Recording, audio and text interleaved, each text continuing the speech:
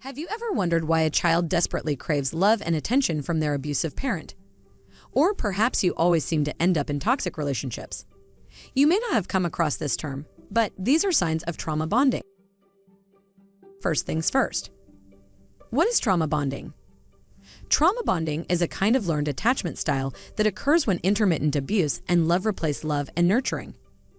To form healthy relationships when we are older, our early attachments with primary caregivers must be positive. When we are born, fulfilling our needs quickly, experiencing comfort, positive attention, and unconditional love allows us to form healthy attachments. These positive interactions with those closest to us allow us to grow in confidence and boost our self-esteem.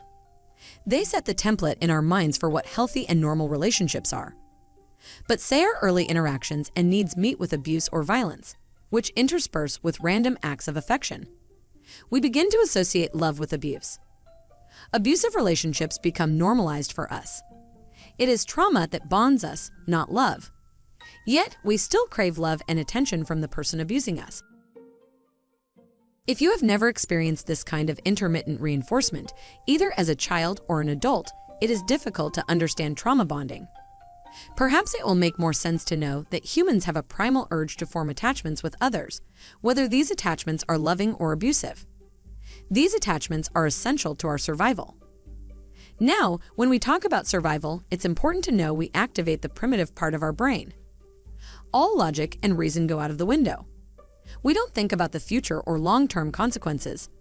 Our immediate concern is surviving at that moment. As a result, we learn what works to survive at the moment and what doesn't. These patterns of behavior become entrenched into our psyche. We repeat them in future relationships. We seek out partners who display similar characteristics to previous partners. So, how does trauma bonding occur? Trauma bonding occurs when two people experience heightened, intense, risky, and fearful situations together. In intermittent reinforcement, the abuser is cruel and callous and then randomly doles out affection or kindness. We become hooked to this small kindness perception. Despite the overwhelming cruel and sadistic behavior of the abuser, we exaggerate this kindness out of proportion. Quote, in threatening and survival situations, we look for evidence of hope, a small sign that the situation may improve. When an abuser/controller shows the victim some small kindness, even though it is to the abuser's benefit as well, the victim interprets that small kindness as a positive trait of the captor. Dr. Carver, author, Love and Stockholm Syndrome. So let's talk more about why narcissists use trauma bonding. Trauma bonding is an ideal tool in the manipulator or predator's armory. It is a particular favorite of the narcissist because it affords them such a high level of control over their victim. To fully understand why victims are trapped within trauma bonding, we have to examine how the brain and body react during the initial stages of attachments. Stress hormones. When we are stressed, the body releases stress hormones such as cortisol. In moments of stress, the body releases the fight or flight hormone adrenaline. Feel-good hormones.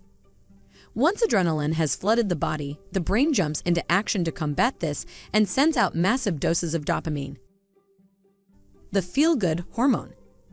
Our brain tells us to pay attention when dopamine is released because it is essential to our survival. More importantly, levels of dopamine are higher after abuse and with unexpected rewards. Love hormone. Oxytocin is the love hormone that is also called the cuddle hormone. It is released after sex, when we touch, even stroking a pet. Mothers experience high doses after the birth of their baby as it helps them to bond. Narcissists use techniques such as love bombing or charming behavior to initiate this powerful chemical. They will mirror your behavior and pretend to understand your deepest desires to form a closer connection.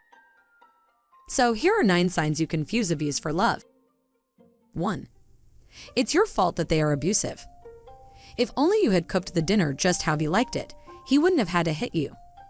Perhaps if you got better grades, then your parents wouldn't have blamed you for all the sacrifices they had to make. Number 2. They are only criticizing you to help you. Constant put-downs or belittling you in public is not constructive criticism, especially if it makes you feel worthless. In a healthy relationship, your partner will encourage you. Number 3. You stop expressing your true feelings. At the start of this new relationship, you felt like an equal. You would debate with your partner and express yourself. Now you keep quiet. You don't want to start another argument. Number 4.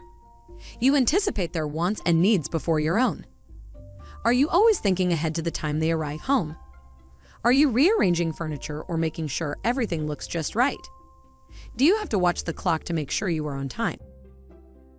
Number 5. You start walking on eggshells around them. Do you find that the slightest little thing will set them off? I remember being woken up at 3 a.m. by my ex screaming at me because I hadn't washed a chopping board correctly.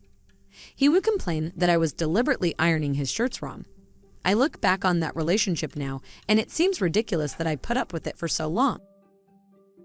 Number 6. You lower your standards to be with this person. I remember the first time my ex called me the C word. I was shocked.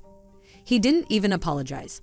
I knew he had crossed a line and that if I continued the relationship, it would only get worse. It did. By this time, I felt worthless anyway. Number 7.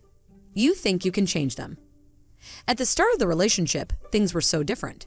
They were kind, charming, and treated you with respect. You fell hard and fast without realizing they were love-bombing you. Now you think that with love and support, you can change them back to the person they once were.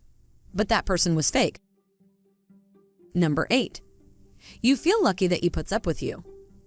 My ex used to say this all the time. He had worn me down to the point where I felt grateful to him for staying with me. I think that having a mother that never expressed any love towards me always predisposed me to believe that I wasn't worthy of being loved. Predators are skilled at recognizing people who might be vulnerable in this way. Number 9. You defend them against other people. One telling clue of trauma bonding is if you go out of your way to protect or justify their behavior. For example, your family may have become concerned, or your friends might be urging you to leave the relationship. But you stand up for them. You have excuses ready. It was their rotten childhood. They are not always like this. It is your fault for setting them off. Final thoughts. Only by understanding the complex relationship of the abuser and the victim can we begin to undo the damage of trauma bonding. It does no good to wonder why people can't leave an abusive relationship. Only by trying to see what ties those to their abuser, we can help set them free. That's it for this video. Thank you for your time.